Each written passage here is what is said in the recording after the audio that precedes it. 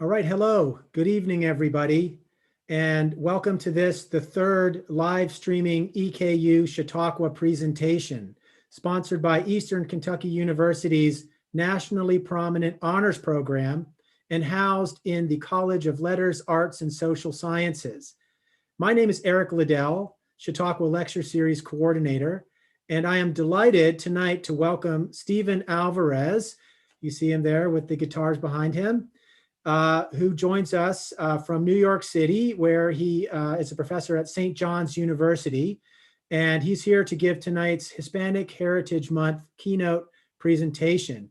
And you see from my colleagues' backgrounds that we are celebrating Latino Heritage Month all month here at EKU. And so there are lots of other events for you to take part in. Go to the webpage and look that up if you are interested. So we welcome Stephen for Hispanic Heritage Month. And of course, we welcome my colleagues, Socorro Zaragoza, Abby Poffenberger, and Jose Juan Gomez Becerra, all of the Department of Languages, Cultures, and Humanities, as well as a number of students. You don't see them on the screen, but we have at least Mauro and Rachel and Edwin and Gustavo and Raquel and Jerry and Jennifer, and I think Daniel just joined us. So they will all be coming in at the conclusion of the presentation for some discussion and some Q&A. Dr. Alvarez's presentation will take the first part of the hour, and then, as I just mentioned, we'll all return for some roundtable. Viewers out there can submit questions right here on the YouTube chat, or you can send them in via Twitter. I'll be checking that from time to time on my cell phone, and please just use the hashtag EKU Chautauqua, okay? Full details of this year's schedule are on our website, and you can follow us on Facebook and Twitter for updates and reminders. And live stream YouTube links will be available in advance of each event on our website and through social media. Now, I want to thank all of the sponsors of tonight's event. They know who they are. They're too numerous to list. They, of course, include my home Department of Languages, Cultures, and Humanities, though. And I want to thank our presenter, Dr. Stephen Alvarez, professor of English at St. John's University in New York City, where he has been since 2017. Prior to that, he taught writing, rhetoric, and digital studies just up the road from where most of us here are in Richmond at the University of Kentucky in Lexington. He's the author of 2 scholarly monographs on language, immigrant communities, and education, as well as 3 books of poetry. He specializes in literacy studies and bilingual education, and with a focus on Mexican immigrant communities. And he teaches courses that include a range of things from autobiographical writing to ethnographic methods, visual rhetoric, and last but not least, taco literacy, which explores the foodways of Mexican immigrants and immigrant communities in the United States, and which is the focus of his presentation tonight. Taco literacies in Mexington, Kentucky, and Puebla, York. I love the pun and the wordplay, Stephen, and we all look forward to your presentation. So welcome, Dr. Alvarez, and thank you for being here. We will turn the screen over to you now, and we will come back later on for some Q&A and discussion. So I'll ask my colleagues, and I'll do the same myself, to go ahead and mute and stop video. And take it away, Stephen. Make sure you include that sound button for your screen share. Sure. Well, first I'm going to, before I dive into the screen share, I want to thank EKU. Thank you all, my friends in Kentucky. It's a nice welcome back. I wish I could be there in person, mostly because the tacos are really good in Kentucky. We'll talk about that. But it's also my great honor. And I know your university's been doing some great initiatives for the Latinx students, been doing that for a long time. And that's something that I'm really proud to be a part of, and also to have so many students here. So thank you all. And well, I hope I can live up all that hype with all that taco talk. So I'm going to. We're looking forward to it. Take it away. I'll do what I do. Yeah, Jose Juan, we got to stop our video. Okay. All right, so I'm gonna maybe see if I can make this a little bit smaller. I apologize for the lighting, everybody. My apartment here in New York, I'm realizing it's lit pretty bad. I need to get a lamp or something here. Well, I think I can maybe just be able to read this. I apologize for that little button there up there in the corner. and how I can get rid of that. But I'm just going to leave it like that. So just in case I don't lose you all. But this talk, I'm going to speak about a few things. One is a neighborhood some of you all might be familiar with on the west side of Lexington. I'm talking about the barrio, which we might call Mexington, and how that name came to be over time. And the other one relates to that picture down there on the bottom, New York City, and that would be Manhattan there, the tip of Manhattan. But these days, people are calling Manhattan Puebla, York. Around the same time that Lexington had a Mexington, a lot of Mexicanos started arriving in New York City. And so you can imagine that maybe these are the Aztecs that are arriving on that island. And one in the history, it was Tenochtitlan, which became Mexico City, but this is a different one. This is called Manhattan. So I'm going to talk a little bit more about New York and also and Kentucky. Before I do that, I want to stop here though, really quick, take a little detour. This is Atlanta.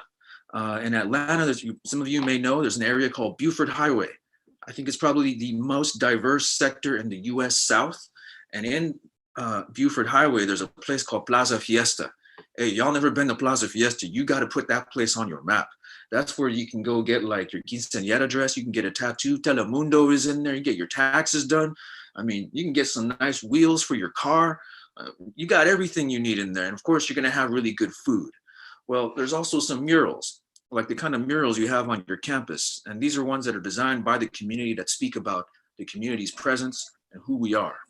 And as you see, there's two flags there, and there's one set of hands. And you see what's on those, you see what's growing, and that is the two flags itself. And this reminds me of a saying that's similar, I guess the translation will be in English from Emiliano Zapata. This says something to the degree that they tried to bury us, but they didn't know we were seeds. And that says something about the resilience of Latinx communities in the South, but also everywhere right now, particularly when our communities are under attack, and particularly, especially during these very dark times for our communities. And I'm thinking of some of us who've had witnessed or know people who are immigrants and maybe have had their families separated. You try to bury us, you didn't know we were seeds. So I'm going to keep going here. Hopefully my screen's participating with me. All right, well, I got a couple breaks to make things a little bit interesting. So I've been teaching this class about tacos for a while. It started in Kentucky, but the most recent time I taught it was right before the pandemic hit. We made it to about midterms. Right before midterms, this TV crew came and did a little story about us. So let me just give you an idea what it looks like in the classroom when I teach it. Homework could be tedious, but if you're a student enrolled in Stephen Alvarez's class at St. John's University in Queens, it's delicious. I could eat this every morning. I could eat this. The course is called Taco Literacy. Yeah, that's right, tacos. It's where the quintessential Mexican dish is used as a vehicle to teach students about the culture as well as the socioeconomic issues facing many Mexicans. There's a long tradition of Americans being infatuated with Mexican food, but sometimes not always infatuated with Mexican people. And the class is one way to say that if you understand the food, you got to understand people. While delving into the history of the food and people, students also come ready to eat. Basically, it's an empanada. Chowing down and then writing a review about it via social media may be frowned upon in some circles, but it's required in this one. It's not just about whether something is delicious. There are ethical concerns, both about, for example, treatment of animals, but the treatment of immigrant workers. On this day, pan dulce, or sweetbread in English, is on the menu. The reactions around the room prove no matter where you're from, food connects us all. A theme Professor Alvarez says is the cornerstone of the class, especially at a time where the topic of immigration is a divisive one. They have faces, they got voices, they got families. And then when you take them out of the shadows and you see their humanity, then you can't deny their humanity. For students like Anthony Villacreses, the class has changed the way he approaches food. I feel like I'm now even getting more closer with those who are making the food, like the Mexican peoples who are making the semitas and the quesadillas. It's an old story in the Americas, everybody. Using the research he's compiled to teach the course, Professor Alvarez says he eventually plans to write a book about Mexican food from where else? Here in New York City. Okay, so that was a fun time until the pandemic hit. And then, well, class wasn't as fun anymore. But this is not the first time, or excuse me, the most recent, that was the most recent time I had taught it. I had taught it before this class, and actually here's a little bit more about that from that news channel. But when I first taught it, and I moved to New York City in 2017. So I was at UK for about 5 years. But the second time I taught it was in New York City. And this guy down here, Gustavo Arellano, well, his name's going to come back in a second, but he was a really big fan. And his story in Kentucky is really cool. I hope you all get him to come give a chat sometime at your university. Well, he liked my class, and he said it was a pretty cool class. But I'm going back in time here, everybody. Here's where it all started. Oh, the infamy. This is Munchies. Munchies is an offshoot of Vice that does the food stories. And well, this came out, as you'll see down there in the corner, 2016, Javier Cabral. He's one of the executive producers for Taco Chronicles, if you watch that on Netflix. So he used to write for Munchies, and he did an interview about my class before it even started in 2016. And next thing you know, it was on Facebook and it went viral. And then New York Times was calling me, and Washington Post and Univision and Telemundo, and like, I don't know, news people from Spain and all over Latin America, because they want to know about the University of Kentucky where you can study tacos. Number one, because you can study tacos at a university, but why study at Kentucky? I mean, if you're going to study tacos, why aren't you like in California or Texas or even Chicago? But why Kentucky? Well, it's because I was there. But not only that, because there were some other things here. I'm going to kind of bring this out just a little bit so I can give you some of the theoretical background now to break down why it was so important to understand Mexican food, because it also gives you an insight about Mexican people, especially in the South, but a larger Latino population. So it's a little bit difficult to see here with the title, but basically this measures population growth from 2000 to 2014. On the right column, you see that it is broken down by percentage of change, and that's how it's ranked. But then you can see, for example, in the middle column, the population in 2000, and in the left column, how it increases from 2014. Well, by this, South Dakota had experienced the largest amount of change, although from 10,000 to 29,000 doesn't seem a lot, but it is significant. Well, if you go down based on just the percentage of change, you'll notice that Kentucky falls down there around first, second, third, around fifth. And previously, Kentucky has been as number 2 or number 3. And those numbers, as you'll see in 2000, were from 57,000 up to 145,000. That's a significant amount of change. And you see that, for example, in Mexington and also in parts of the barrios all along, basically along the highway between Louisville and Lexington, but other parts of the state too. All right, other places to check out there. If you go down there to Maryland, look at those numbers increasing from 231,000 to 556,000. And not to be outdone, look at North Carolina, from under 400,000 to nearly 900,000. And the same thing with Virginia. And you don't see also, but the numbers for Georgia are roughly the same for North Carolina. So there's a lot of folks coming to the South. So if you understand what's going on with Mexican food in Kentucky, you also understand that there is Mexican food in Kentucky, and these numbers, you can't deny that. And also in these other states, including South Dakota. All right, well, there is Kentucky. To highlight those numbers one more time. Those numbers are significant. But so I've got to kind of back this up, because I didn't always study tacos, everybody. Sometimes I get invited to these talks and I have to say like, well, you know, I wrote these other books. So this is a book actually about Kentucky. It's about a couple of after-school programs. One was in a library, after-school program in a library, and another one was the group of high school students and the kind of writing we did together. So this one was really more a guide for teachers to how to do work with Latino students and making sure we engage them with their families, and also to really embrace bilingualism, and the kind of bilingualism that is sometimes subtracted for students who might have to learn English and feel compelled to lose their family's home language. Subsequently, any contact or associations with those languages. So this is really a book designed for K through 12 teachers, especially in those places that have new populations of Latinos, to really understand some best practices and how to engage them and their communities. Stuff that I know EKU is very much committed to. All right, let me break this down just a little bit more nationally, because while the South has seen some of the largest population growth, I also want to point to a few more things here on this map. So as you can see, all these numbers are increasing. In the West, by itself, the population, this is a Latino population between 2000 and 2018, so roughly at that decade, had increased around 19%. And you can see in the South, the number was up 33% and upwards of 5.6 million people. Well, when you add that, what also the Northeast, where New York is, and also the Midwest, you can see that the majority of the growth that is happening for Latinos are happening in places beyond traditional spots, as in California or along the West Coast, and even to a degree, not even Texas. So this makes up a bulk of the growth that's happening in the country in terms of increasing numbers. All right, well, just to show a little bit of New York, to give you a little bit of context of that place. So that's, I think I have an arrow here. This is Manhattan here in the center, and here's the Bronx up here. Here's where I live in Queens, actually right around here where this arrow is where I live in Queens. And here's Brooklyn and Staten Island. Well, based on these numbers, you can see, this is based on the Mexican folks, by the way.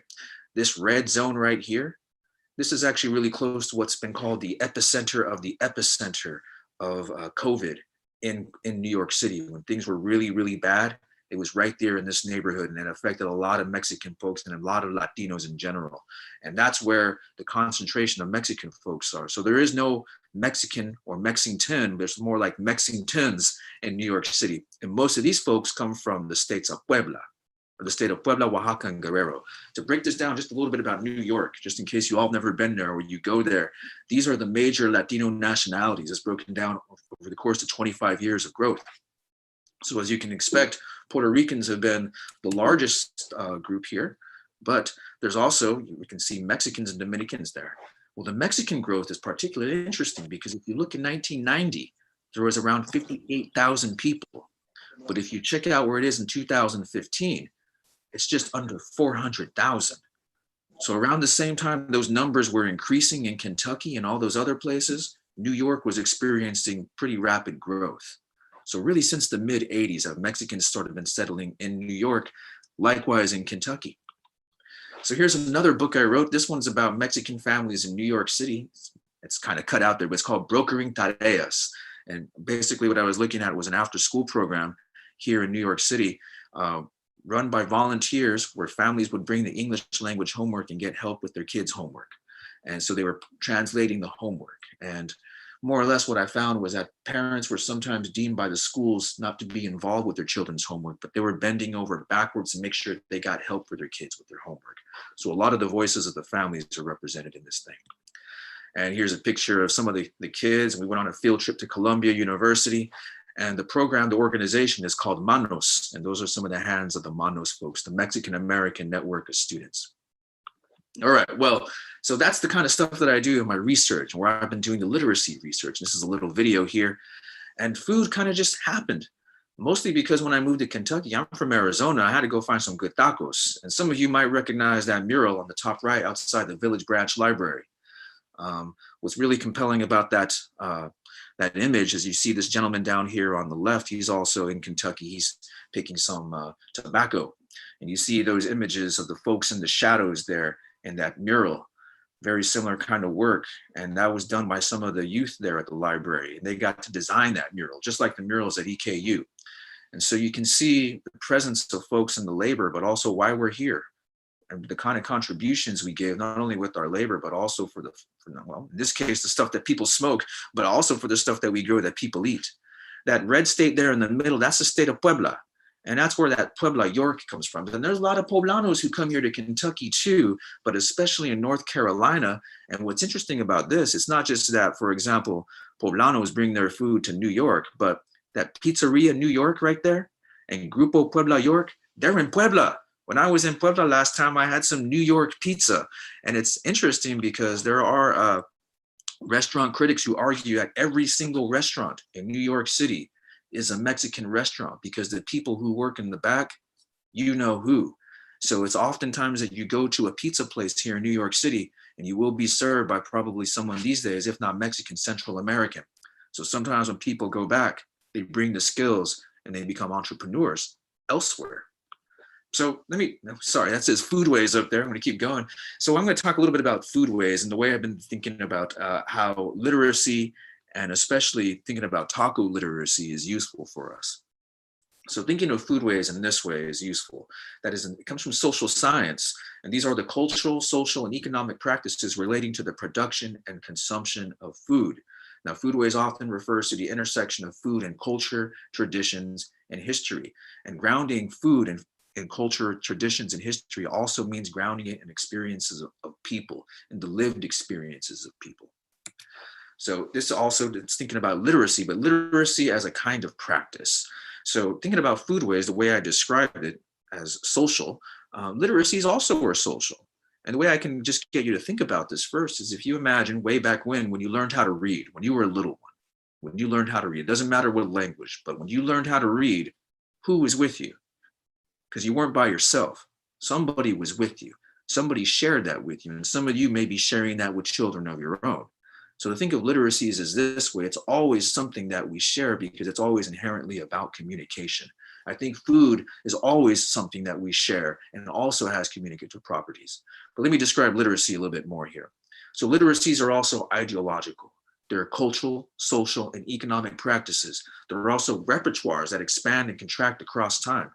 Literacy are communication activities in languages, technologies, cultures, traditions, and histories, and they happen within a particular social context. So I think of literacies more as something we do and as a practice rather than something you have or don't have. Too often times literacy has been used as a way to exclude people when it's thought of something as what people have or don't have. But if we can imagine that everybody has literacies they use to communicate that are not just always written, you get to see how it's a lot more expansive. And so thinking about this in relation to a term I have up here called Confienza. And this is something I had developed in that book. You may have noticed the title was called Community Literacies in Confianza. Confianza is a way of understanding of a reciprocal trust that develops over time. Well, I find this really important to think about literacy, but also foodways in this way. But in this case, language and literacy practices are worth trusting and caring about. That there are some language and literacy practices that are grounded in sustaining community values of trust. The saying that there are appreciations of traditions, routines, habits, and the transmission of knowledge. That there is community knowledge that merits respect, and that there is confianza as care, caring, and being cared for reciprocally over time. And as I think of all this, it very much reminds me of the way we can ground ourselves in the foodways traditions of where we are. In Kentucky, of course, there's so many foodways traditions, but especially thinking of the Latino community and what we bring. So now I'm going to talk a little bit about taco literacy. So I want to give you that background before I make this segue here. All right, well, to think about taco literacy is really thinking about how I understand writing pedagogy. And these are ways that conceptualize, frame, and interpret local histories. And for me, it's been super important for this because writing pedagogy should be grounded in social justice and democratic pluralism. So ways that we think about transnational inequalities and really connecting this to larger pictures. And I also bring this to the last part about thinking using language to build critiques that are expressive and reflect some of the histories. So some of the goals here really quickly are thinking about how writing connects to Mexican foodways, the preferences, what Mexican food means culturally as part of cuisine, and engage with foodways and further research connected to variances. Also that students would connect transnational perspectives and that they would build a regional platform to reaction to texts published by their fieldwork. So as I'm going through all these goals, I basically what happened at one point at University of Kentucky, I was teaching a class called Mexington. And I'll just put it this way, the class was focusing on immigration. And then I believe this was 2014, as just like now is a very divisive issue.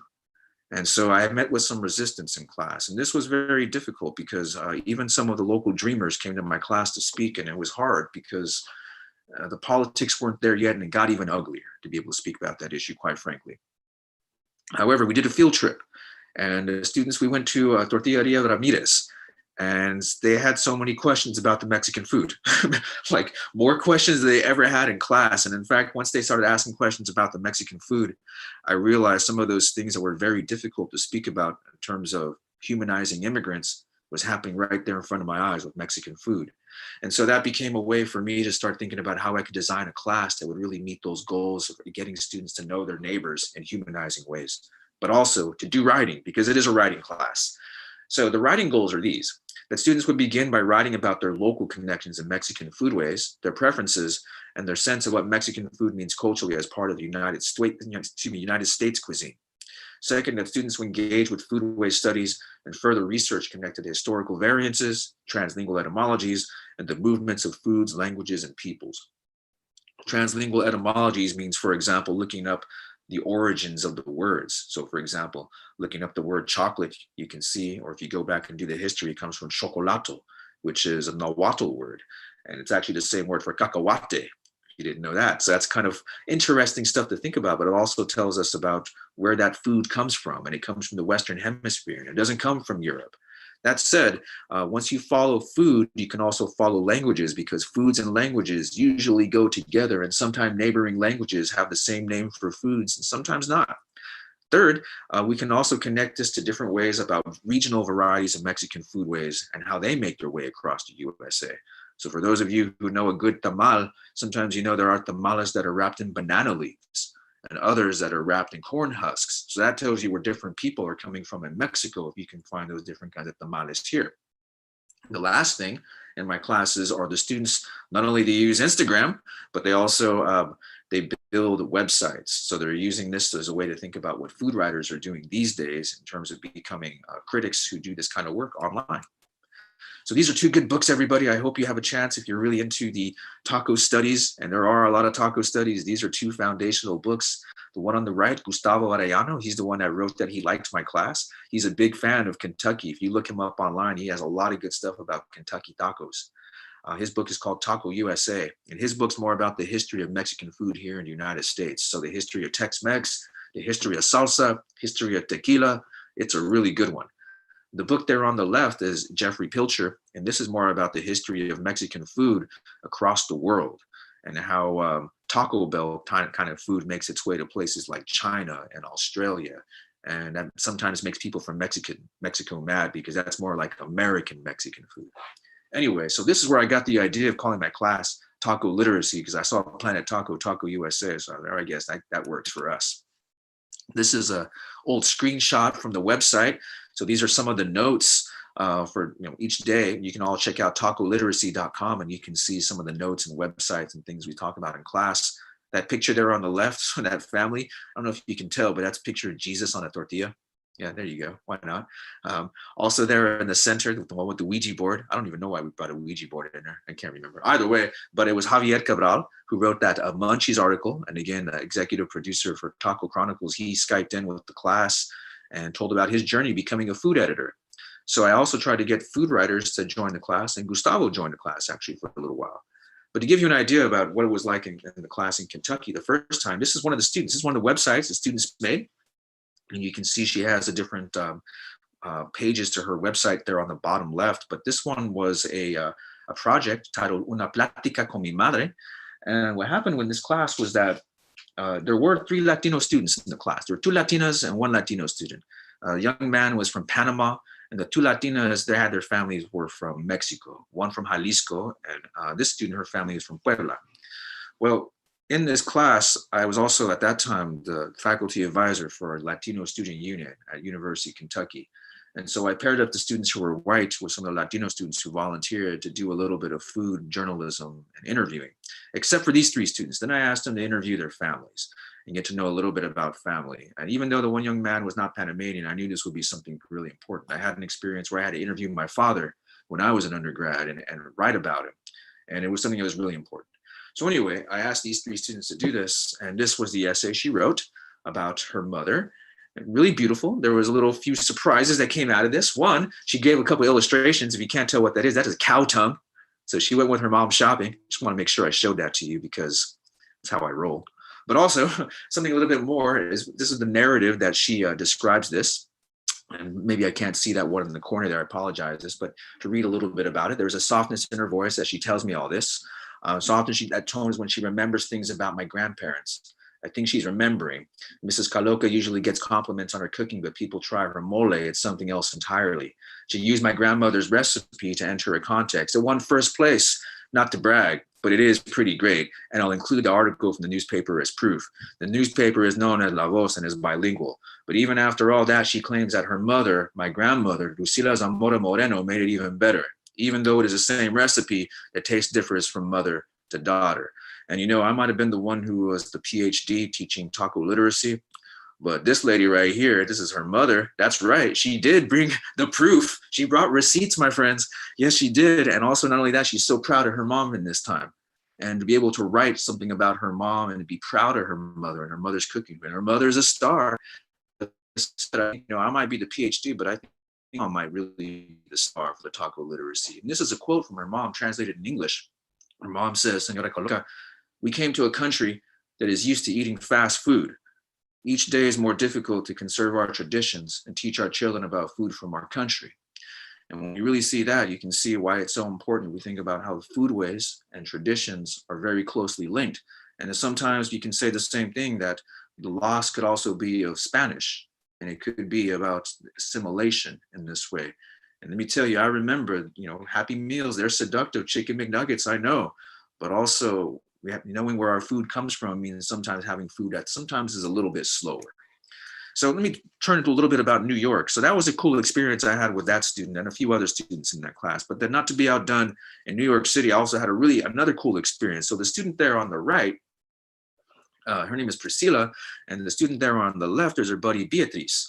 Well, as they were making some blog entries, she told a little bit of a story. She interviewed her friend about, well, more or less going into her friend being one who introduced her to Mexican food, because Priscilla is Colombian, Beatriz is Mexican, but they grew up together. And so she let her know, of course, they met in third grade. When I found out about this, I was asking, where does your friend Beatriz, her family owns a Mexican restaurant? I'm like, oh, really? Okay, cool. What's the name of this restaurant? When she told me the name of the restaurant, it's called Taqueria Ramirez. I almost fell over because it's like my favorite restaurant. It's like one of the best restaurants here in this part of Queens. So then I was like, well, we need to get her in class. We need to invite her in to come give a chat. And so here she is. Here is Beatriz. And she is, of course, around the same age as some of the students. She goes to a college just down the street here. And she brought some tamales. And she was able to talk a little bit about her life growing up in the restaurant industry, but also to be able to speak about her family and her family's history, because interesting enough, Coatzinco is a place in Puebla where people come from, and also how many of their first jobs migrating from there were to go work for her family's restaurant. And I'll play a little bit of this video. This is something that Priscilla made. And this is Beatriz, and also her mother owns a small taco stand on the side. You can see some of the tacos mentioned over here. Tacos placeros, these tacos are something that are somewhat special for New York City. All right, let's scoot a little bit further here. But here, she's just calm, like she's just working and does her own thing. She's making tortillas. Yes, tortillas. Tortillas, ¿cómo los haces? ¿Cómo las haces? Con tortillas de maíz. Mira, ya se rompió. Yes, so it's a nice moment. So it's a little bit longer video, but it's also the project then became a thing where I guess you would say something where the two friends got to speak together with her family, but also recognize the traditions and knowledge of her mother here in this case, but also what brought them together was food, very much so. So I have a little bit more about this. If you want to know more about New York City Mexican food, it's really good, and hopefully we can chat about it in a second. But this is an article I wrote for Eater. The title says it all. You definitely got to come out there and try those taco placeros. That's our New York taco. I'm going to say thank you. This is how you can get in contact with me. I do have one other video, though, if I can. I think I have enough time to show you, because this one definitely connects to Kentucky, and I want to share you that. So I'll come back to this thank you screen, not to be outdone. I mentioned Taqueria and Taqueria Ramirez. So this is a video from the Southern Foodways Association. It's pretty short, but it features that locale. So I want to play this just in case you've never seen it. If in case you weren't hungry yet, hopefully this one will do it.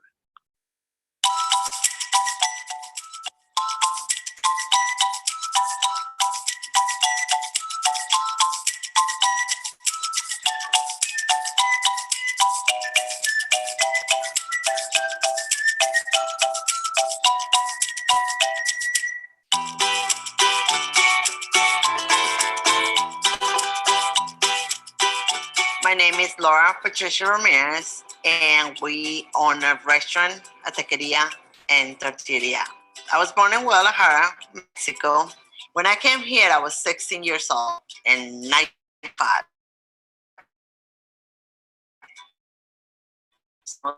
People that were nothing.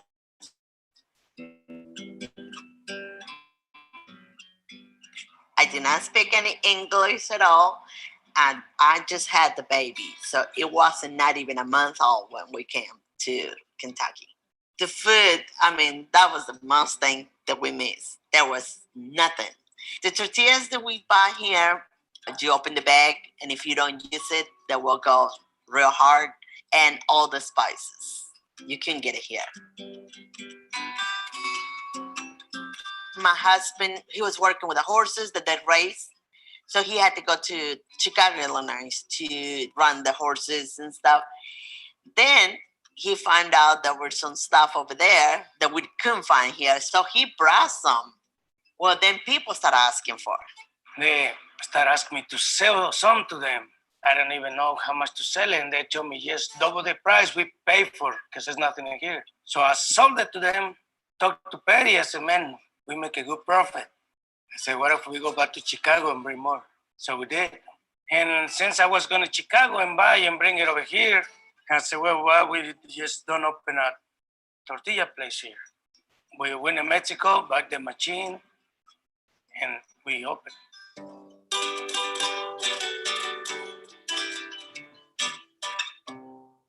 It's getting dinner time, then you go to the tortilla and get the tortillas. For lunch, they come and get it, and then around 4 or 5 o'clock, people will come and get it because it's ready for dinner. So it makes me back home, you know, the memories that we have from back home. We make tortillas, we make it from scratch, we cook the corn, then we'll put it on the ground. Then we have a mixer where we mix the corn, and then after it's mixed, we put it on the big round thing to make the tortillas. And even you can smell the smell of tortillas. When we opened the tortilla, we see there was a lot of Spanish around here. So we thought, you know, we need to give them a place to go where they can eat kind of like a homemade, like, you know, our food. We wanted for people to be able to come and get what we couldn't get when we first came to the United States. So they can feel kind of like back home. They can come in with their families and teach their kids, you know, what really is a Mexican food. This is what we used to eat at home. And we see a lot of response, either from the Mexican community and the American community. The funny part was because here is a Spanish community, but Americans start coming slowly, and they look the menu and they see this funny food we're serving and they just kind of thinking about it. And now they love it. They come in and ask for things that used to be hated. You know, we cook the brain, tongue, intestines. You're pretty surprised how they ask for now. They forget about the chicken and the steak. When you come this part of town, there's a grocery store across the street, there's a bakery. Kind of feel like you're in Mexico. That's why they call it Mexington. They don't call Lexington this part of town. They call it Mexington. I really think the food brings people together. It's breaking the walls between the Spanish and the American.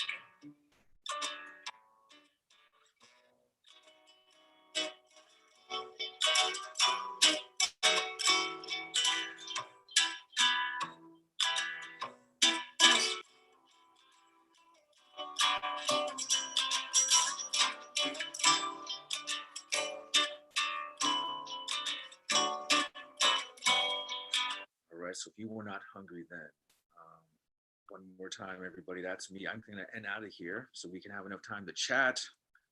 And yeah, thank you. Thank you all. Looking forward to it. Thank you so much, Stephen, Dr. Alvarez. And yes, as I'm speaking here, I want to invite all of my colleagues and any of the students who want to join us on screen to go ahead and do so.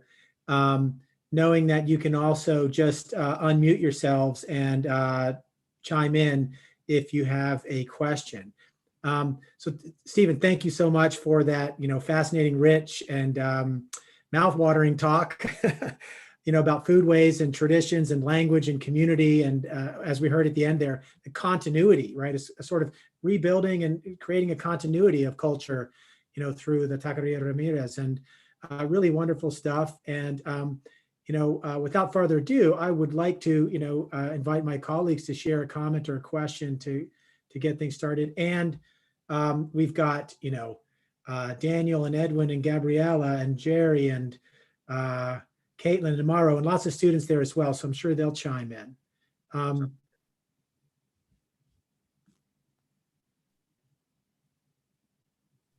I'm going to go ahead and see if somebody wants to volunteer with a question or comment first. Don't be shy, everybody. Just a comment, you know, that you mentioned on your presentation about the language and for us in the Spanish department, you know, we emphasize that a lot, but how I'm assuming that your classes are in English. So what is the experience with the students, with your students, for example, when somebody is presenting to them in Spanish? You know, well, when they go to a restaurant and order, like in Lexington, when they went to Taqueria Ramirez, you know, I'm feeling that the anxiety and with the language, because they don't know how to say it, or they don't know how, you know, what to order, that will create, in a way, an empathy too for the Latino community, that perhaps they don't speak their language, or there are barriers with the language as well. Yeah, you exactly hit on. I mean, the point you made at the last is like, well, put yourself in their shoes, number one. Yeah. And the other part about that too is the class is in English. So that I teach in the English department. That's what I've been teaching at St. John's. In Kentucky, a little bit different. I was in a writing department, writing and digital studies, writing, rhetoric, and digital studies. So that's, of course, in English. But parts of the class, because we're talking about words for food. So sometimes you'd be surprised. Sometimes that's the only Spanish that the students would have. They'd be like, enchilito. Like, okay, that's Taco Bell. But, you know, I see where you're coming from. But what I'm getting at is that, for example, Lexington is a segregated city. And most cities in the South have that kind of segregation. You know how it is. There's a highway or the train tracks, and it operates just that way in Lexington, that body over there. All right, well, people notice when they drive through there's signs in Spanish. And on the reverse, you've all seen those videos. You know what I'm talking about. You see them on Facebook where somebody is speaking Spanish in public and somebody else behind them says, get out of my country, and so on, or speak English or whatever. All right, well, the reverse never happens. When somebody goes to Supermercado Aguascalientes and they're speaking English, nobody says, hey, get the hell out of here, Spanish only. But that doesn't mean that person's not going to feel that kind of anxiety, because they may not know what's going on. So let me just break it down what happened in the class, how this is kind of interesting. Well, one was when they saw the menu at Taqueria Ramirez is a little bit different. They saw things like sesos, like, hey, what's this? So I had to do a little bit of explanation for different things too, right? But also, I had a student that was doing a comparative project where she was comparing the produce at Whole Foods with Supermercado Aguascalientes. And she found the food was fresher, way cheaper, and actually came from some of the same producers at both locations. Now, when she was doing this project, she had a question for me. She's like, will they let me go in? I'm like, what do you mean? She's like, well, they let me go in there because I don't speak Spanish. I'm like, well, yeah, if you bring dollars, especially bring money, you're definitely welcome, right? And so she had this question in her mind, will they let me in? Am I allowed to go there? So let me bring this back again. Senora Ramirez, Patricia, who you just saw there in that video, I invited her to my class too. She lived in Lexington for a while. Her family is actually one of the pioneers of Latinos in Kentucky, been there for a while. So I invited her to my class because who else could speak about the food other than the maestra herself, right? So I invited her to class. I had to make sure I got her a parking permit and everything. And she came to class. She was really nervous because before she came to class, she said, can I go there? Will they let me in? Right? You know, we're a public university. This is her university, right? But her question was the same as the young woman going to the grocery store that was in Spanish. Will they let me in? And there's no walls there, everybody. Those doors open automatically, and there's no walls that you can't walk through to get on University of Kentucky campus. But the most dangerous walls, we hear a lot about walls these days. The physical walls are one thing, but the mental walls are the most dangerous. And those are the ones that are the most difficult to break down. And that's where I think food is useful, because walls don't stop languages, and they don't stop people, and they don't stop food either. And sometimes food is the way that we get in to really start getting the curiosity to know more about the people and the language. So I think it's something that Mexican food is compelling for a lot of Americans. And even if they might be on the other ideological spectrum than what I'm speaking about here, they can still have a kind of appreciation for a really good burrito or like a really good enchilada plate if it comes to them. And hopefully that might be the way to get them a little bit more curious. But You know, I think that's one of the tricks we have to do when you teach language. You have to make it in some ways compelling for students to want to learn more. So in my class, they're really doing a lot of writing and editing and digital work, but they're also doing it thinking about food and some of the social issues. Thank you. I'm keeping an eye on some of the students' spots here. Feel free to chime in if you have a question about food or anything else that Stephen's talked about. In the meantime, Jose, did you have something to ask? Definitely, you know, I learned a lot. Thank you. I'm in Kentucky, but I haven't visited as many of the places you mentioned. So thank you for sharing. And I just wanted to see if you want to expand a little bit on the significance of space in terms of the term they use, confianza, and why is it so important to maintain those spaces now that they're under threat by, you know, and they have been under threat by ICE raids. You know, like, can you just talk a little bit about the significance of that confianza and how we can contribute to you know, making it and continuing it to have it? Yeah, that's a great question. Thank you for asking that question. I don't know if people that really follow up with me on that term, and I wish we would more, because that's, I think, something that's central that I saw when I was in Kentucky. And it's actually something I started theorizing more because it came from the people I was talking to. So a lot of the young people who've been involved with programs at EKU, with the profes around here, Profe Abby especially, and then also with some of the students that were involved with some of the stuff with Erin Howard, the summer program she does down there, and then some of the students I met at Village Branch and just all over Kentucky. And I started theorizing it more from what I understood as mentorship, but in these places that were happening, different spots in the barrio, I'll be quite honest, where students were able to come together outside of schools. Really important that it was happening outside of schools and it was happening voluntarily, but there were adults who made those spaces open for them and who opened those doors to say, whenever you want, we will be here because we care about you. And they kept showing up week after week, opening up high school classrooms after hours where students would bring food. They would do like the little potlucks. Sometimes they're just watching soccer, but sometimes it was the only place where they were able to speak Spanish freely and not having to feel like whatever was going on. And then later on, they started doing more stuff with me, doing writing. And so it became a way also to really start exploring some of the aspects of Spanish and also their family. And then, of course, inevitably, the questions about being DACA and also citizenship and other aspects. Well, you know, what you're saying is one thing to think about, like spatially. And I think this is probably the first way we can start thinking about how I can connect this with food. So, you know, you all have Google Maps, of course.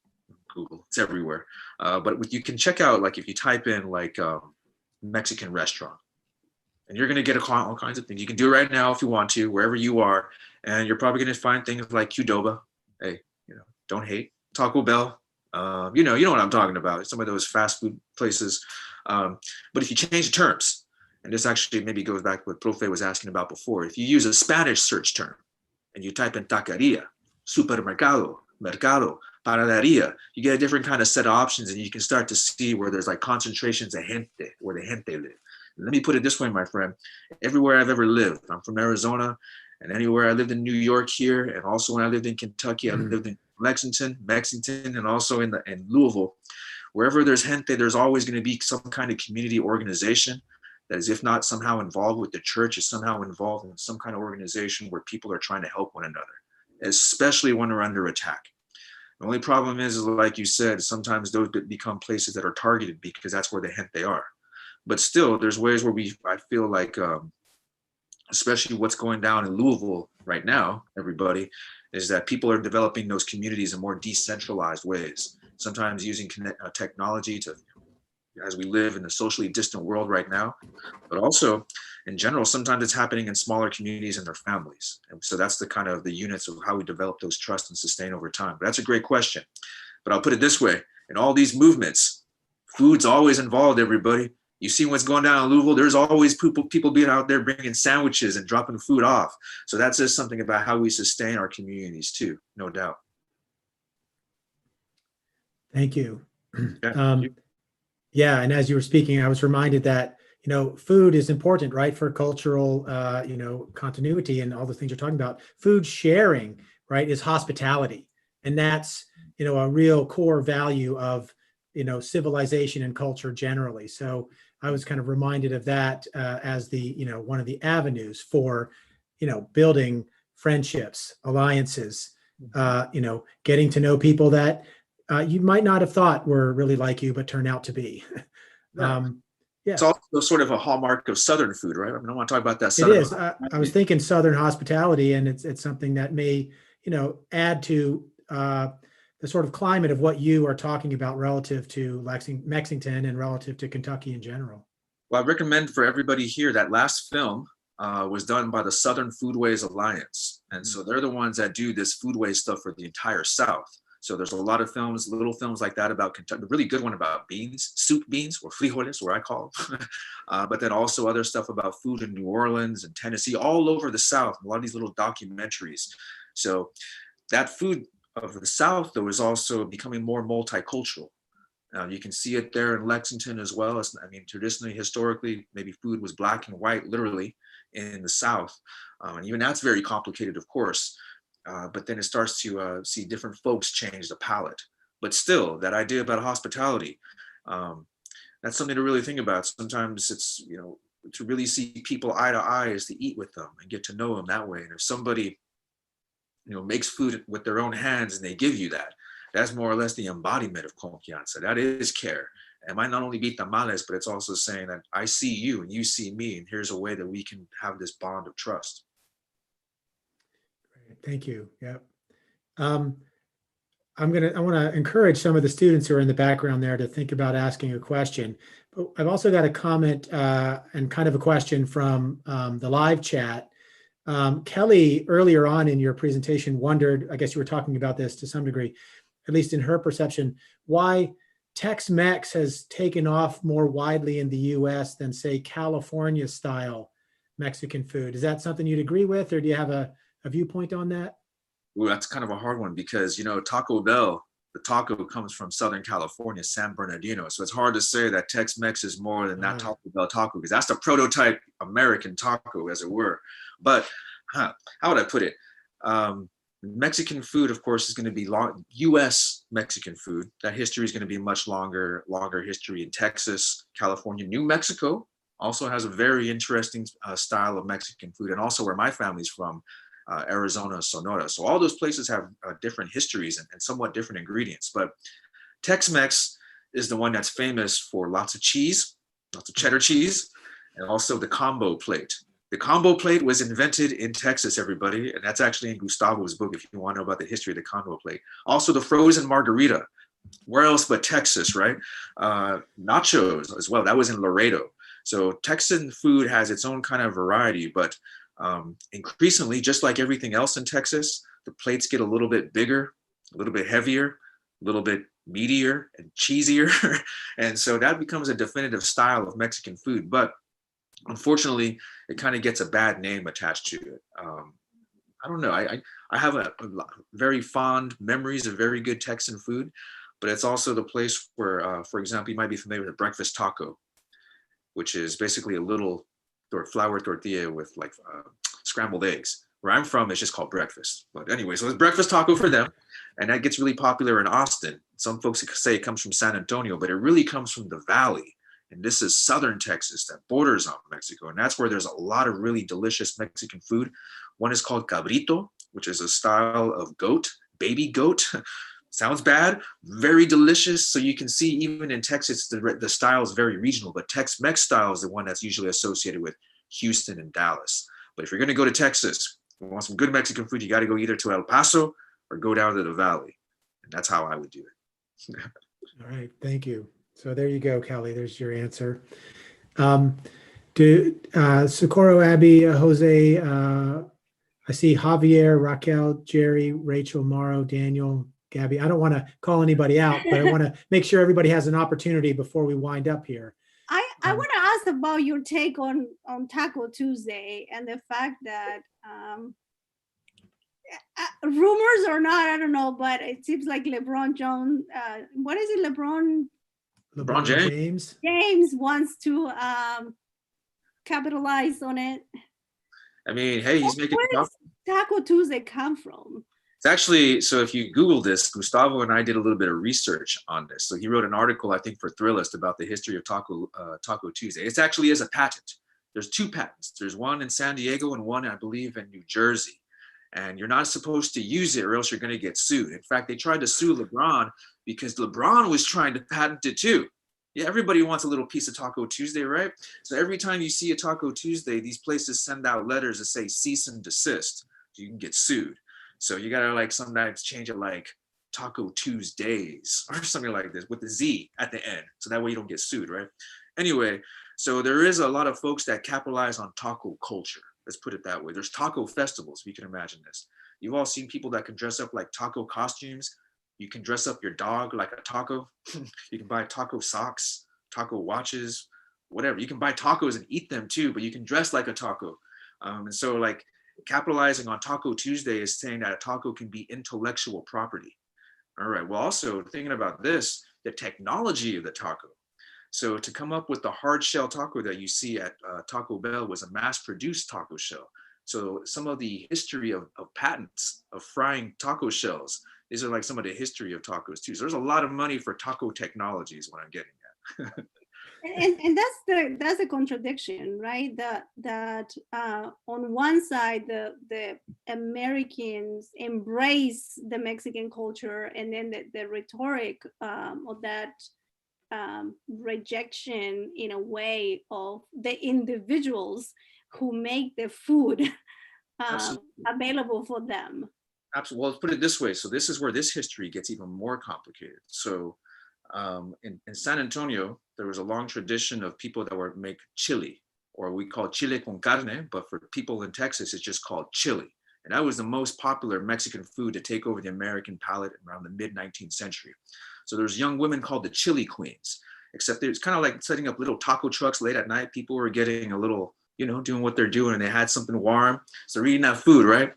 Anyway, the idea was that it was Mexican women, and you know how it is, according to some of these racists, they have diseases, and some of them are good people. So whatever they're cooking, it might be delicious, but you're probably going to get sick. And you've all heard these stories before, the stereotype, if you eat Mexican food, you're going to get sick.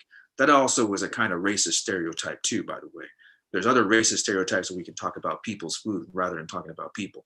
Well, that said, so there were some American entrepreneurs that said, if only we could have the Mexican food without the Mexicans, what would that look like? I have an idea. Let's put it in cans. So some of the first canned Mexican food was the idea that it was hygienic because there was no Mexican hands touching it. All right, well, then it gets even worse because Glenn Bell of Taco Bell fame, he couldn't sell any hamburgers. He was trying to compete with McDonald's. And the problem was, but he was trying to find, what can I do that's different? And across the street was this place that was selling tacos run by a Mexican family with a line out the door. So his idea was like, if only I could perfect the tacos, because these Mexicans, they're low time. We need to build a franchise like McDonald's, and only somebody with the gringo mentality could probably pull that off. So it's the idea of literally, in this case, stealing, theft, dispossession, appropriation to build a Taco Bell empire. Well, you know, it's the way it goes, I guess. But all the same, the restaurant that he stole it from, it's still there after 100 years. In fact, that's where Cesar Chavez used to have labor meetings.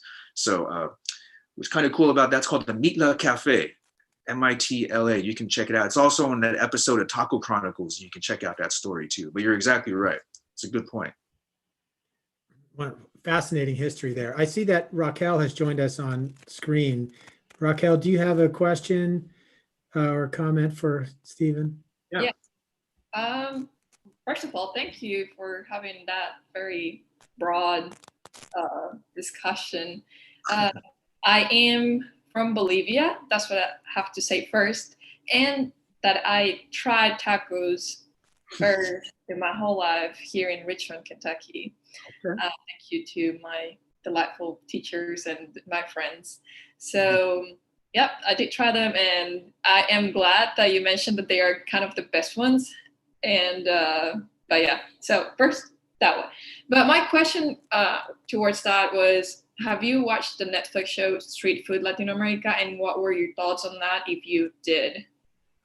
So I didn't see it yet. I haven't watched that one yet, unfortunately. I know it's on my list, but I saw that there was, I can't remember what the controversy was, but there was some stuff about people from Argentina. I remember that people said that the folks in Argentina were a little bit racist or something like that, but I can't remember exactly some of the critiques. But what do you think? How was it?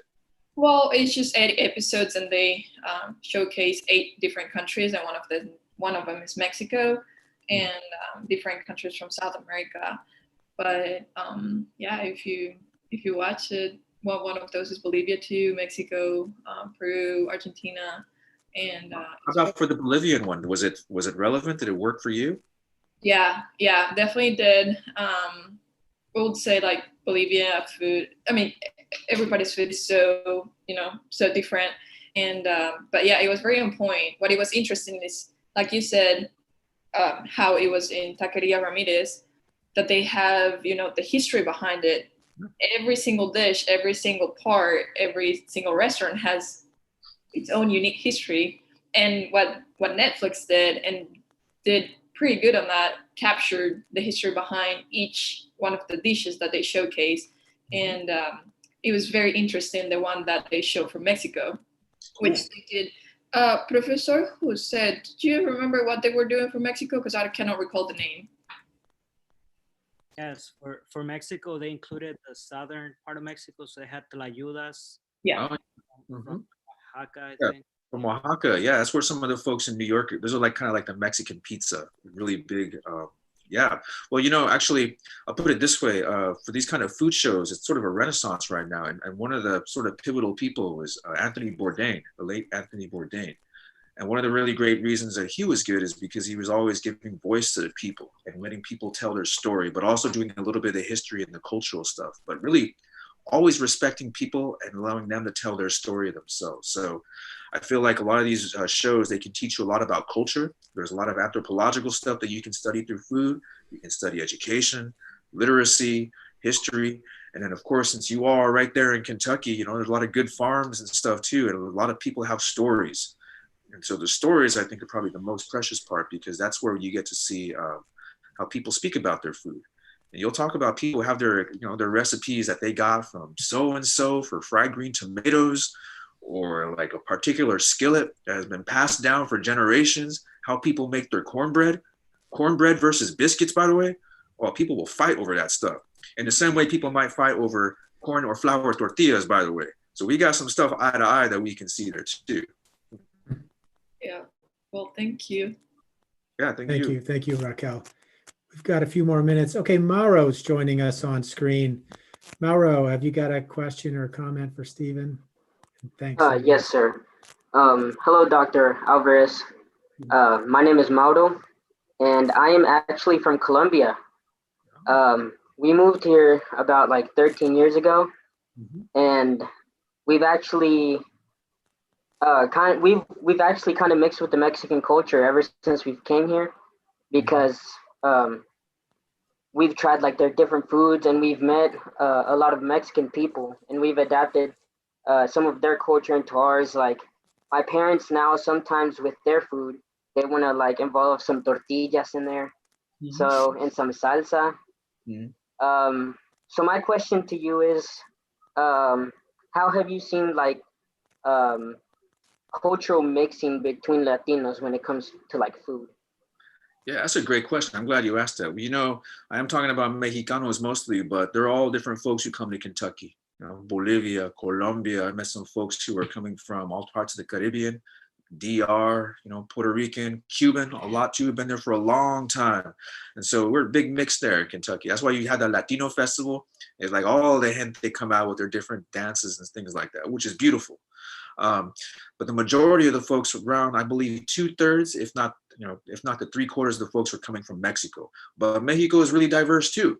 So people were coming from all parts as well. They're coming from Chiapas, Yucatan, people who are coming from Durango and northern Mexico too. So they're coming from all places as well. I like what you point out though about like how your family was adapting, because here's the thing, when you first arrive, you got to go find out where the mercado is. And when you first arrive, especially my wife is Colombian. So when we moved to Kentucky, Lexington especially, one of the most difficult things to find, arepas. Well, we had to go search everywhere for those things. We had to go find the frozen ones though. They weren't that good, but and they're expensive too, by the way. We had to make do. And I think it's for a lot of folks who come from Central America, they're looking for pupusas. And then maybe it takes a little while for somebody to kind of set up, but then you start to see some of the food changing in the grocery stores. And the grocery stores is when you start to see a lot more of the mixing about who's there And then if people are coming from a particular place, they're going to be like, can you get these chilies from wherever we're from? Or can you get these plátanos? Or can you get this kind of coffee or whatever? And so you can see that happening in the grocery stores, but you also see like in the barrio too. And then the reverse, like you're saying, like we add a few more Mexican things, sure.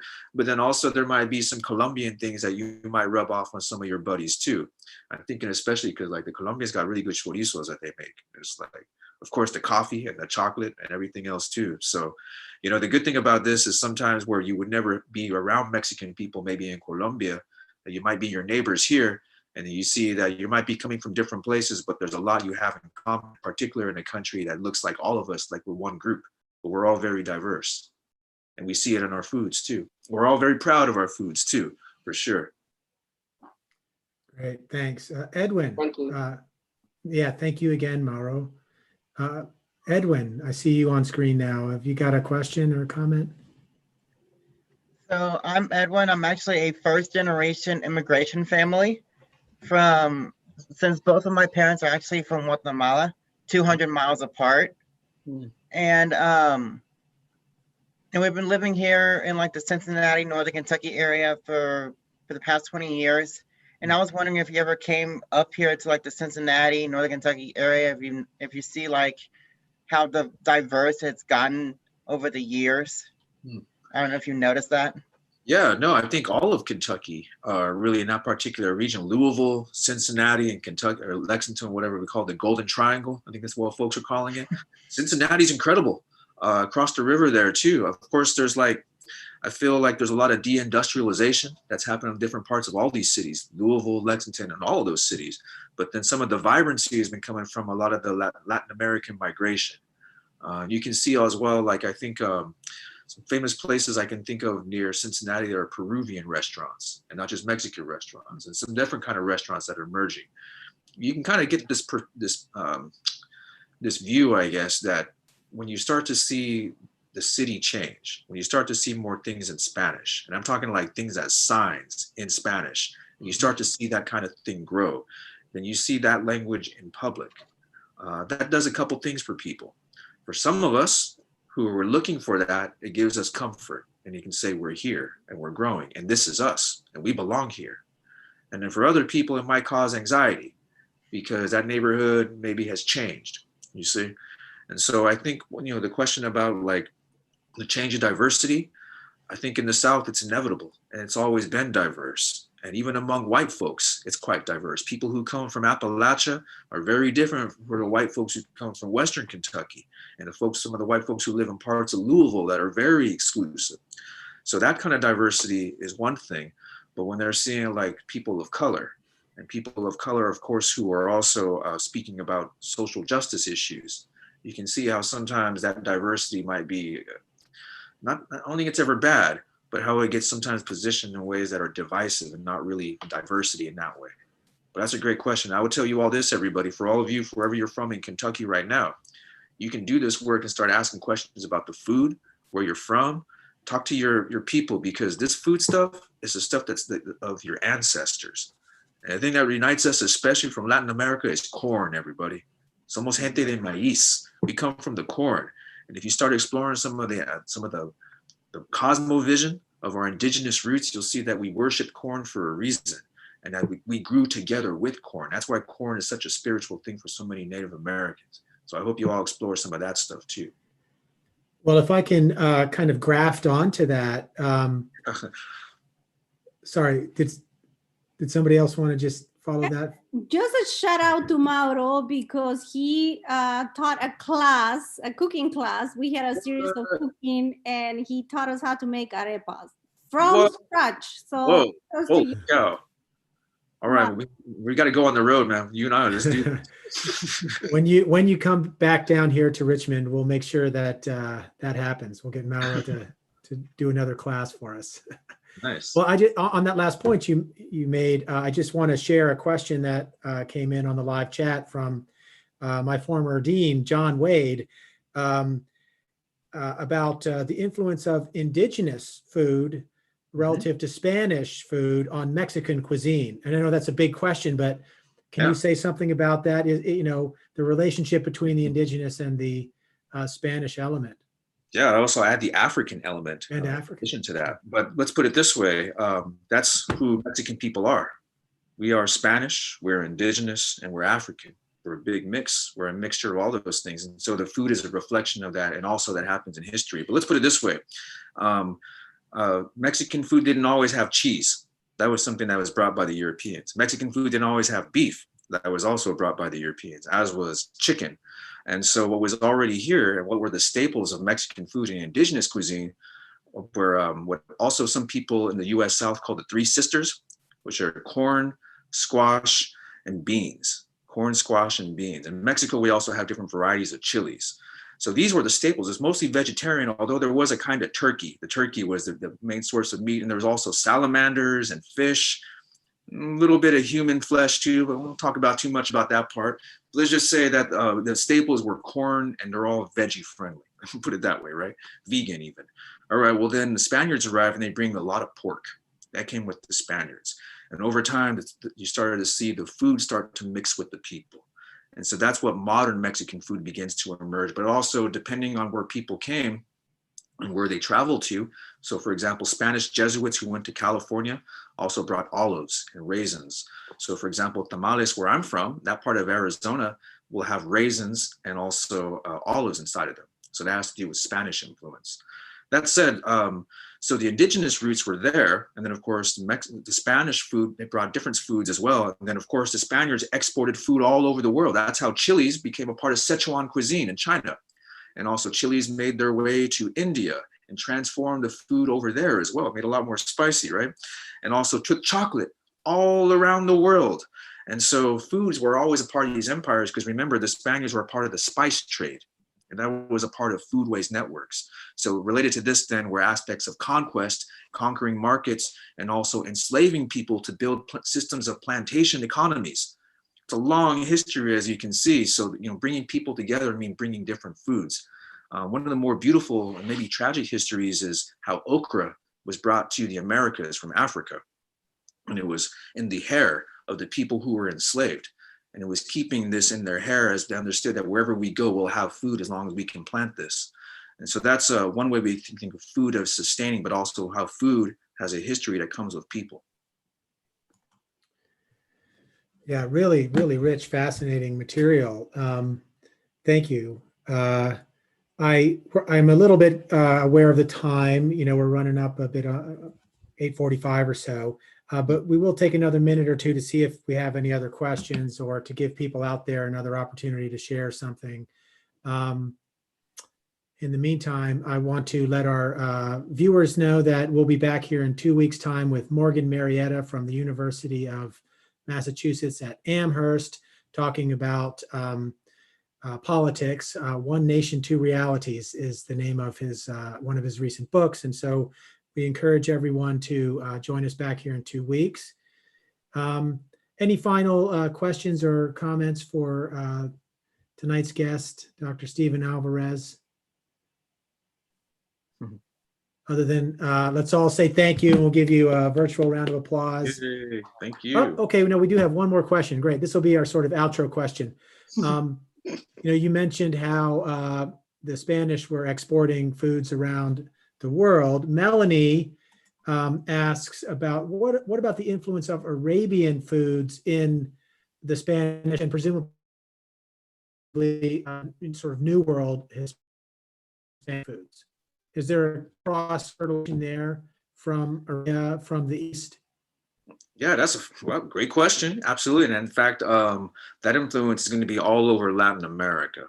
Let's just put it this way. I'll talk about tacos because since I was talking about the gente from Puebla, of course, you all have seen tacos al pastor. You know what I'm talking about? It's on the trompo, not the trump, but the trompo. Yeah, indeed. Right? Yeah. One of our commenters mentions that as well. Yeah, so it actually goes a little bit more because that's one taco, but you got to go back in time just a little bit. So like in Colombia and different places, there was a large migration of people from the Middle East, a lot of Syrian people. Like there was a lot of Syrian people recently on the move because of violence. At this time, it was the Turkish and German folks that were basically bombing and just doing a lot of mass murder, really. So Syrians were fleeing all over the world. And a lot of them made their way, and also Lebanese people of the Levant, and Iraq as well, made their way to Mexico, and they found their way to Puebla. Well, once they were there, they started adapting because they were immigrants. These were immigrants to Mexico, right? But they're coming from the Middle East. There's also people like, for example, you may be familiar with Shakira. All right, well, her family's Turkish roots. There's a really famous wealthy man in Mexico, Carlos Slim. His family, I believe, is also from Lebanon. Salma Hayek, that last name Hayek is Turkish. So there's a long tradition of Mexican people who have Middle Eastern roots. So they bring their food too, right? So when they arrive, of course, you're probably familiar with pita bread. Kind of like a fat tortilla, doesn't it? It looks a little bit like it. You know what I'm talking about? When they roll it up into a gyro, it's like, that's actually a taco, but okay, I get it, right? All right, well, so that was in Mexico. And it was a little bit different because traditionally there would be lamb, but then they adapted to using pork because that's what we do in Mexico. And they started slicing it on the bread. So what else do we call that? The Arab taco, the taco árabe. So that was really popular in Puebla. And also later on, that became the grandfather of the tacos al pastor.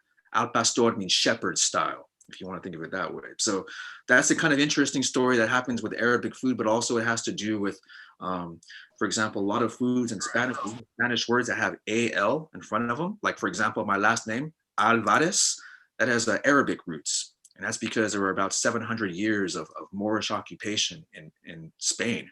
So Spain was already mixed before they even came to the Americas. And there was also mixture in the food as well. So that's also what makes Spanish food so unique and delicious before they came here. So good questions, great stuff.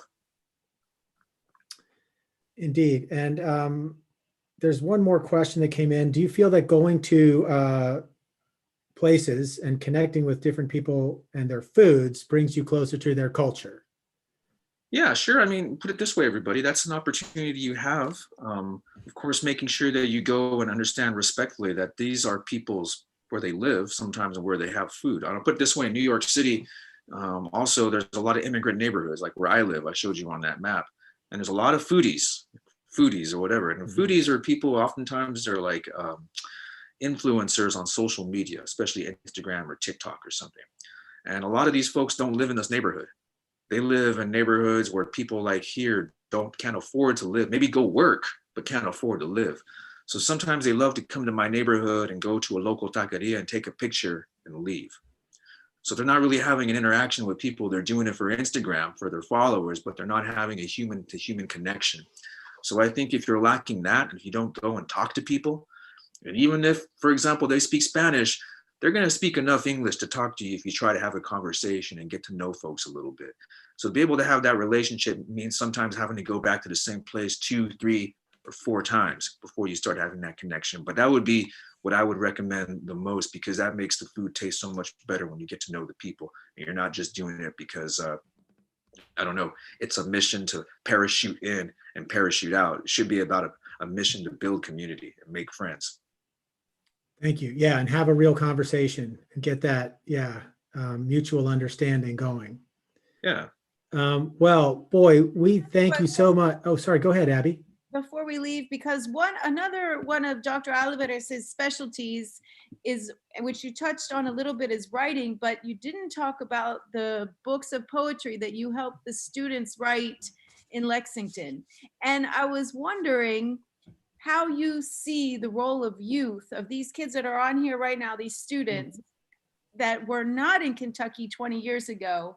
How do you see them impacting everything, elections, beyond the next 10, 15 years? What's your vision? Yeah, well, when I was there in Kentucky, maybe some of y'all who weren't, maybe you were still a little bit too young. It's already been a few years, but I probably know some of your families. I got to know some of them because just like Profe was saying, I was doing these projects working with students in the high schools, and also the village branch, we were just doing writing. And so I'd bring notebooks and we just do some practice writing. And some of the stuff was like first giving them some poets, Chicano poets who were writing in English and Spanish, because a lot of times we didn't see people who were mixing languages. And we're like, oh, you can do that? I'm like, yeah, if you're a poet and you're bilingual, you're even a better poet because you have 2 languages you can work with and you can do really beautiful things with that. And so in one way it was like that they could see that their Spanish was beautiful because it is. And when you can mix it, English and Spanish, some people say it's not either one, but I think it's beautiful too. So anyway, we started doing more writing. Some of the stuff we were writing about was food. And then students can start writing about food because you got a lot of opinions about like your tacos or whatever, right? Or you're writing about the food connected to your family, about recipes of your family. And pretty soon you start writing about relationships and memories. And then so students were writing about their families as well. And then some students writing about what it's like to, to be wondering about what's going to be happening next. Not just because of whatever's going on in their life, but just because that's the question we always ask them, especially when we're young. And so it was some writing that we did. And then we kept coming back every week, kind of like I think Jose was saying, like how you build these relationships of trust. So I kept coming back every week. Teacher opened the door, and then we started writing more. And then we're like, what are we going to do with this? Because the students wanted to share their work. And I was like, well, I guess we can make Xerox copies. I don't know. And then one student saw we can make books on Amazon. It's called Create Space. And so we got everybody's stuff together, and then we made these books. And then my department was able to print a bunch of them, and we were giving them out to libraries and different places and stuff. So why this was so important is because young people need to be able to see themselves in literature. And this is already a problem for young adult literature, that there's not enough people of color writing about stories for people of color. But I guarantee you, there was nobody writing about what it's like to be Latino in Kentucky. And who should tell that story but the Latinos in Kentucky? So it was a lot of students who were telling some of their stories, and they were seeing themselves and their classmates and some of the things that they were living through. So that's why I thought it was a cool project, because y'all might be one of the first, second generation of Latinos in Kentucky. And that's really important thing to think about. We've been around, for example, in the Southwest and even in Chicago, but that also means that we can look to those places about what worked and didn't work. So those of you who as activists, it's really important maybe to be grounded in the history of activism among Black people where you live, because that struggle has been going on for a long time. And I think many of the same aims are there. And not only that, but there's also a kind of a coalition right now of social justice that's in the air. That's really important. So being grounded with that history that you're a part of right now, but also looking at the longer history is super important. But then your stories matter. And also the stories of your family are a part of your story, and that story is going to keep going after you too. Great. Yeah. All right. Anything else from our panel here?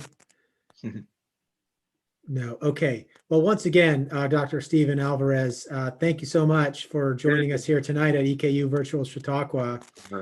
Yeah, let's give you another round of applause. And I would be remiss if I didn't point out how many wonderful compliments you've received in the live chat as well. Lots of thanks and with exclamation points, and lots of suggestions that we should, all get together and have tacos and have a meal again as soon as we can. So with that said, let me thank you again and wish everybody a good night, and thank the people here on our panel and everybody out there watching. Try some foods you've never had before, have conversations. Go to tacoliteracy.com, right? Is that the website? Oh, yeah. Yeah, go to tacoliteracy.com to find out more about this in particular. And let's see, without further ado then, everybody stay well, be well, take care of each other. And we here at EKU Chautauqua will hopefully see you again in 2 weeks' time. All right. Okay. Thank you. Bye-bye, everybody. Good night, everybody.